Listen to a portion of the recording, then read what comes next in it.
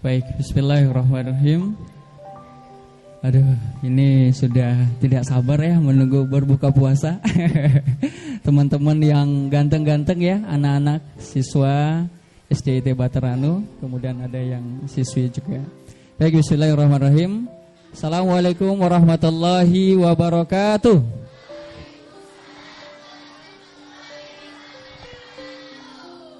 Hamdan katsiran thayyiban mubarakan fi. Asyhadu an la ilaha illallah, asyhadu anna Muhammadar Rasulullah. Segala puji bagi Allah, salawat berangka salam kehadirat Rasulullah Muhammad sallallahu alaihi wasallam. Yang kami muliakan Bapak Haji Faisal, Ketua Yayasan, kemudian Ustadz Ramdan Priyatna SOSI, Kepala Sekolah SDIT Bateranu, kemudian Kepala Sekolah TKIT juga, Bu Risma. Masya Allah. Yang mana Bunda? Oh, di belakang. Saya cari-cari di mana Ibu.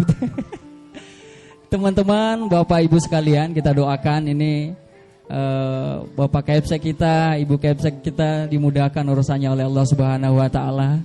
Insyaallah penuh berkah dari Allah Subhanahu wa taala.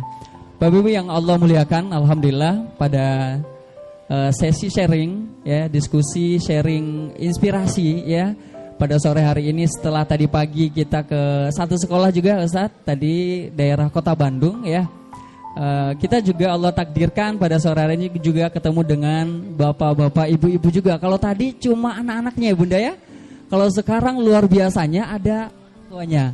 Nah nanti ini luar biasa, nanti kita bisa berbagi ya Bunda ya ke tips-tips juga ke para wali murid ya yang datang pada sore hari ini. Baik, kita sapa dulu bapak-bapak ibu sekalian.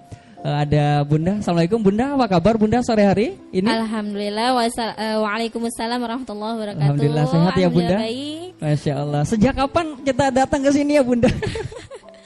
Alhamdulillah. Kalau ke Bandungnya kemarin? Ke Bandungnya alhamdulillah sampai malam tadi ya, jam 11 malam. Masya Allah. Teman-teman yakin ini kita datang jauh-jauh, Bunda datang jauh-jauh dari tinggal di Depok ya Bunda ya? Betul. Bertemu dengan teman-teman, insya Allah apalagi di bulan Ramadan ya Bunda, insya Allah penuh keberkahan dari Allah Subhanahu wa taala. Kita pegikan takbir, takbir, Allahu Akbar. Kemudian ada De Filza. Apa kabar Filza? Alhamdulillah baik. Alhamdulillah. Puasa ya sore hari ini? Iya. Sudah berapa hari bolongnya? Ada yang bolong gak? Enggak. Enggak, alhamdulillah. Teman-teman juga tidak ada yang bolong ya? Ada yang sudah bolong puasanya? Oh enggak, full semua ya? Baik. Yang sebelah Filza siapa ya namanya? Boleh kenalan dong? Siapa dek? Oh malu dia. Nama adeknya Filza siapa? Amar. Oh Masya Allah. Kemudian yang paling pojok di sini ada abinya Filza. Apa kabar Abi? Sehat ya Abi? Alhamdulillah. Baik Bapak Ibu sekalian, alhamdulillah beberapa menit ke depan saya akan pandu acara sharing ini. Insya Allah kita nanti banyak mendapatkan pelajaran tentunya nanti bagaimana Bunda dan Ayah ini menjadikan anak-anak mereka menjadi penghafal Quran. Tapi sebelumnya saya mau bacakan profilnya Filza dulu Bapak Ibu sekalian. Nama lengkap Filza Salsabila Fadila, nama panggilan Filza. Tadi Ustaz sampaikan ya, tadi kalau orang Sunda agak sulit ya, tapi alhamdulillah tahsinnya antum sudah bagus. Ya, siap. Kemudian anak pertama Filza punya adik berapa? Filza punya adik? Adiknya Filza ada berapa? Ada 2. Satu yang Amar, satu lagi usia berapa ya? Usia 2 tahun. Usia 2 tahun. Enggak dibawa ke sini Filza? Enggak. Adiknya Filza yang terakhir sama siapa sekarang dong? Sama eyangnya. Oh, Masya Allah, di rumah ya. Kemudian teman-teman semua tahu nggak Filza kelas berapa sekarang? Teman-teman yang SD nih, tahu nggak? Kelas 3. Siapa yang kelas 3 sini boleh tunjuk tangan yang kelas 3? Kelas 3. Oh banyak juga. Ini sekelas sama teman-teman semua. Filza kelas 3 juga. Filza mau pindah ke Bateranu ya sekolahnya. Pindah ke sini. Kemudian teman-teman semua hobi Filza ini berkuda. Berkuda, luar Berkuda biasa. Ustaz, Masya Allah. Berkuda, Filza sudah bisa naik sendiri Filza? Sudah berani Filza naik sendiri kuda? Siapa yang ngajarin Filza naik berkuda? Bunda, Masya Allah. Kalau Filza sudah bisa, Bunda juga sudah pasti ya. Abi juga bisa ya berarti ya. Masya Allah.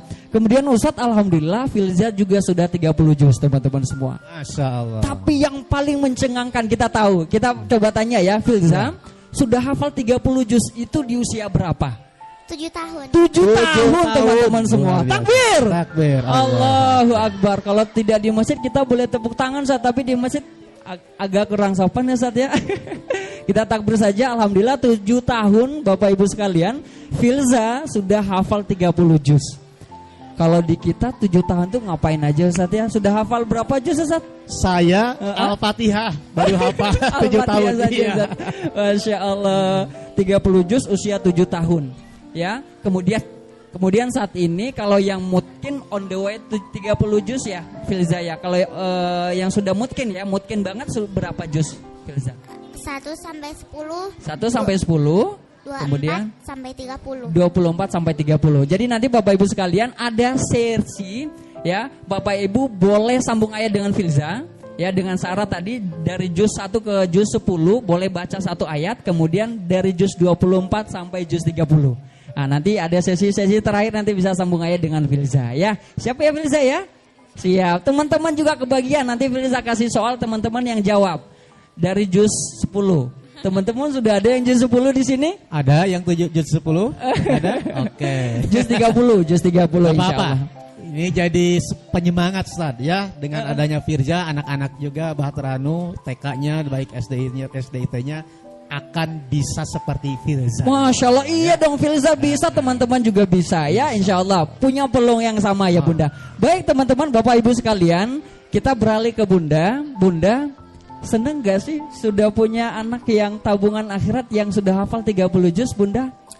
Masya Allah, suatu kenikmatan bagi kami memiliki anak hafal Al-Quran insya Allah ya.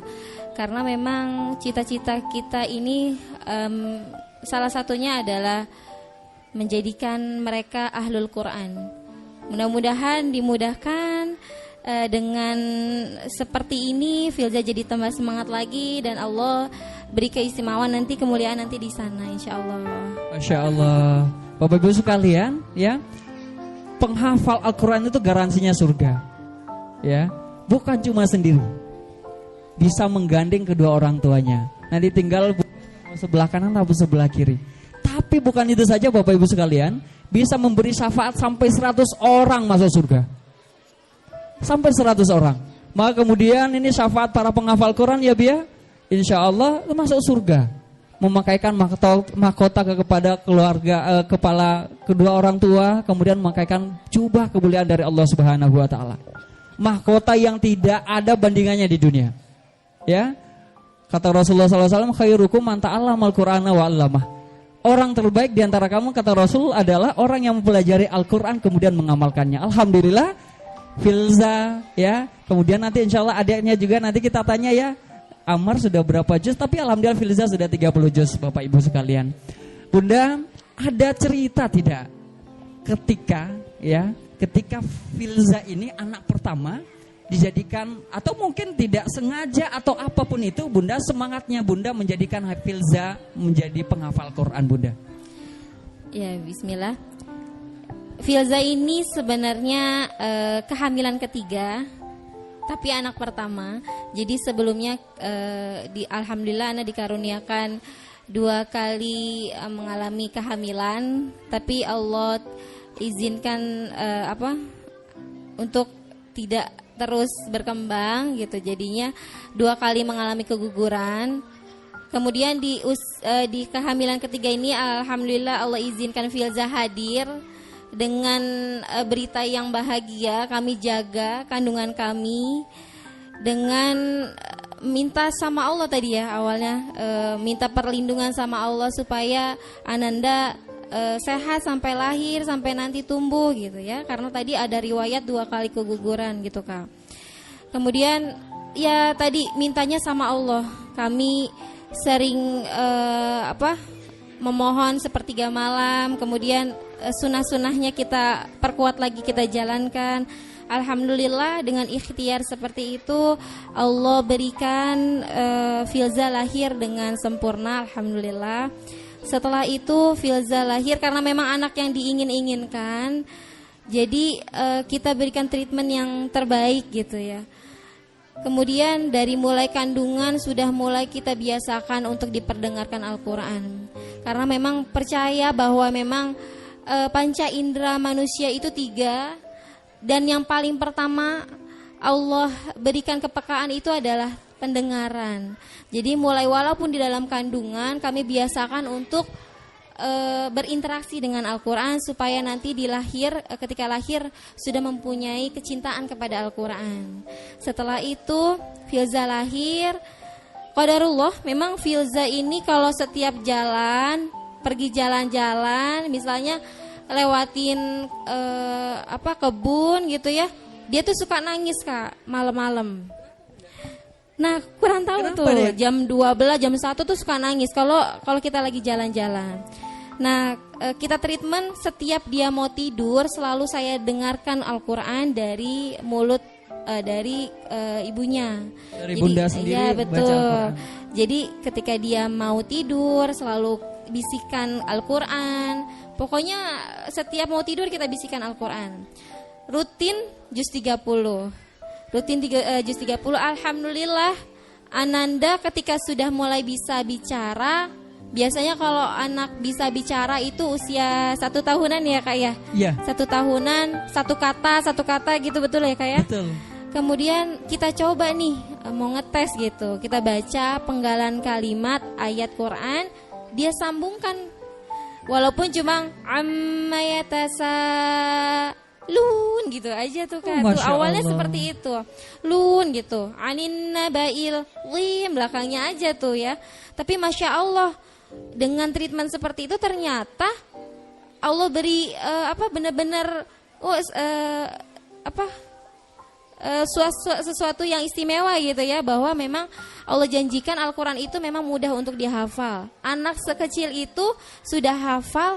Selain An-Naba, An-Nazi'at pun hafal, Abasa pun hafal, tapi memang hanya belakang-belakangnya saja. Masya Allah, Bapak Ibu sekalian, ini sekali baru bisa ngomong, yang keluar adalah An-Naba, yang keluar adalah An-Nazi'at. Sama surat apa tadi yang panjang Bunda? Abasa wa tawalla. Masya Allah An-Naba ya. itu 40 ayat, itu panjang loh Bunda, tapi dia sudah bisa, Filza.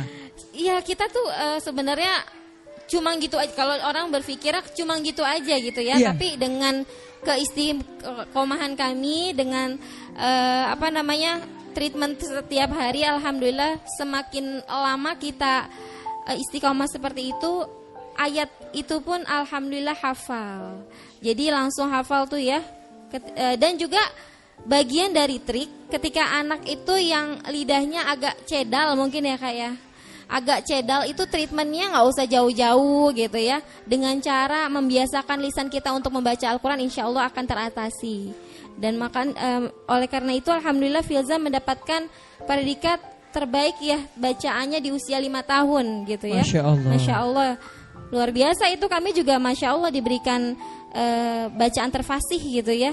Sedangkan di usia 5 tahun itu memang jarang sekali yang bacaannya sefasih gitu. Masya Allah. Betul. Ya, alhamdulillah. Filza ini tahun berapa sih Bunda ikut Hafiz Indonesia? Tahun 2020. 2020. Yang ada niat nih, yang dia adain, ayo teman-teman itu tampil di Hafiz Indonesia, kenapa Filza tidak? Atau mungkin itu semangatnya dari Bunda, Abi, atau Filza saya pengen tampil di TV. Siapa yang pertama Bunda memberikan itu? Karena Filza ini sebenarnya anaknya pemalu. Awalnya. Anaknya pemalu, jadi kalau jalan di depan orang itu dia ngumpet di belakang kerudungan. Untuk interaksi sama orang itu agak susah. Jadi kita biasakan gimana ya caranya ya Bi ya, untuk biar Filza ini berani. Kita ikutin lomba-lomba tuh sebenarnya di usia 3 tahun. Dari usia 3 tahun ikut lomba juz 30. Usia 3 tahun. Masih malu, sama kayak tadi tuh sebenarnya nggak gitu harusnya. Masih malu narik sama Bunda gitu ya. Dikasih pertanyaan sama Bunda gitu. Masya Allah ya. seperti itu treatmentnya, untuk bukan maksudnya untuk menang atau bagaimana, tapi kita niatkan untuk supaya dia berani, percaya diri, mau sosialisasi. Dan alhamdulillah ketika itu ada Hafiz Indonesia. Kemudian memang sebelum-sebelumnya kita lihat Masya Allah ya, anak-anak kecil tuh hafalannya sudah lumayan banyak. Ada yang sudah 20 juz, ada yang 30 juz gitu. Dalam terbesit mah dalam hati, masa iya sih bisa gitu ya, Masya Allah ya. Kemudian kita coba untuk setorkan hafalan. Alhamdulillah Filza terpilih. Alhamdulillah. Qadarullah ya, qadarullah. Alhamdulillah Filza bagian dari peserta. Di situ kita juga disuruh coba ditambahin Bunda hafalannya Filza, kan baru 3 juz tuh Kak, usia 5 tahun, supaya 4 juz gitu ya. Iya, 5 tahun. Kemudian dikejar sayang, dikejar jadi 4 juz. Pas mau masuk hafiz baru sudah 4 juz. Masya Allah. Seperti itu. Dan alhamdulillah ketemu teman-teman yang Masya Allah para penghafal Al-Quran, itu membuat motivasinya makin meningkat. Mungkin di sini-sini juga Masya Allah ya para penghafal Quran, dan insya Allah memberikan semangat yang luar biasa juga buat kami ya. Ketemu dengan teman-teman para penghafal Quran, ketika duduk bukan ngobrol, jadi orang tuanya tuh enggak banyak ngobrol. Duduk anaknya ngaji, duduk anaknya ngaji. Jadi Masya Allah ya gitu, begitu indahnya kami di lingkungan para penghafal Al-Quran. Masya Allah. Kak Syukur coba mau tanya dong, siswa-siswi SDIT Bahtera-Nu, siapa yang mau jadi penghafal Quran? Siapa? Masya Halo. Allah, luar biasa. Coba, banget. ini yang paling kompak ya, yang kedua kali nih Ustaz. Siapa yang mau jadi penghafal Quran? Siapa? Allahu Akbar. Kita doakan ya Filza, Bunda, teman-teman di sini juga dimudahkan untuk menjadi penghafal Quran ya. Insya Allah sebagai tabungan terbaik bagi keluarga besar ya, menjadi penghuni surga. Kak Syukur, jadi saya ingin bertanya ya. Boleh, karena saya boleh. orang sekolah ya. Iya. Di SDIT Bahtera-Nu khususnya, sama mungkin di TK juga, itu kami hanya bisa, Ibu menargetkan hanya 1 juz saja, juz 30. Nggak pede kayaknya tuh kalau kita nargetinnya 29, 28, 30 gitu. Dengan banyaknya pelajaran yang lain. Nah, kok Filza bisa gitu, hafal sampai sebanyak itu? Ya. Apakah ini tuh peranan dari yang menurut Bunda ya? Kalau Ananda sendiri sekolahnya di SDIT atau di mana, Bun? Gini, berawal ya, Pak Ustadz Afan izin. Jadi pilihan kita ini memilih anak kita mau jadi apa, itu semuanya pilihan. Bukan karena sekolahnya yang hebat, ya itu bagian dari salah satunya. Tetapi bagaimana cara membuat tim yang hebat di dalam keluarga untuk menjadikan cita-cita kita itu mencapai. Jadi pertamanya itu memang kita tidak bisa menyalahkan sekolah, dan kita tidak bisa memberikan tanggung jawab sepenuhnya kepada sekolah. Karena memang rutinitas sehari-hari Ananda itu lebih banyak menghabiskan waktunya di rumah. Jadi memang dibangunnya diawali dari pondasi utama di keluarga terlebih dahulu. Semuanya harus ikut terlibat dalam tim tersebut gitu. Jadi harus sama-sama, nggak bisa misalnya bundanya saja gitu ya, abinya bodo amat gitu ya, nggak bisa. Jadi kita semuanya tuh harus satu tujuan. Seperti itu. Dibangun dari kebiasaan-kebiasaan. Jika kita memang mau memiliki anak yang baik, contohkan kita menjadi panutan yang baik. Mungkin seperti itu. Masya Allah, Bunda. Jadi poinnya yang saya tanyakan barusan itu agak sulit kalau kita berpikir, nih saya punya dana sekian, saya sekolahkan ke TKIT dan SDIT Bahtera-Nu biar jadi hafal Quran. Jadi seorang yang hafal Quran tanpa keterlibatan di rumah gitu Bunda ya. Padahal sebetulnya durasi yang paling banyak anak menghabiskan waktu itu adalah di rumah. Contoh, anak dari jam 7 sampai jam 3 itu berapa jam Bunda? 8 jam ya, itu di sekolah contohnya. Yang terbanyak dari pukul 3 sampai pukul 7 pagi itu berarti sekitar berapa jam Bunda? Itu 16 jam bersama siapa? Bersama orang tua.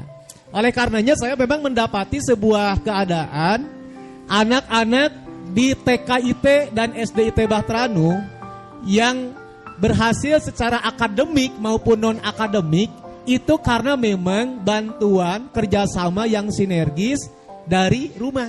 Memang begitu keadaannya. Tapi kalau begini, semacam ada transaksional gitu ya. Nih saya punya uang, saya tidak bisa mendidik anak-anak saya. Pokoknya saya pasrahkan 100% kepada sekolah. Nah itu tuh hasilnya kurang maksimal Bunda. Ya begitu. Iya betul.